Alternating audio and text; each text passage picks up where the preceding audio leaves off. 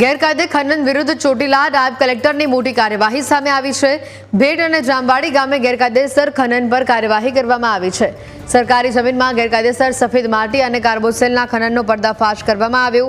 દરોડા દરમિયાન એક હિતાચી, 2 ટ્રેક્ટર, 1 ડમ્પર, 2 કમ્પ્રેસર જપ્ત કરવામાં આવ્યા છે। આ દરોડા દરમિયાન 80 મેટ્રિક ટન કાર્બોસેલ સહિતનો મુદ્દામાલ જપ્ત કરવામાં આવ્યો છે।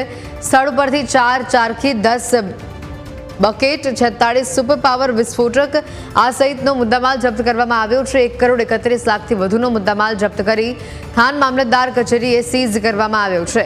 ભેડ ગામમાં માટી અને કાર્બોસેલનું ખનન કરતા નિલેશ પ્રભુભાઈ સામે કાર્યવાહી કરવામાં આવી છે। થાનના જામવાડી ગામે ગેરકાયદેસર 3 કાર્બોસેલ કુવા ઉપર રેડ પાડવામાં આવી। થાનના જામવાડી ખાતે કાર્બોસેલનું ખનન કરતા શખ્સોને શોધવાની તપાસ હાથ ધરવામાં આવી છે।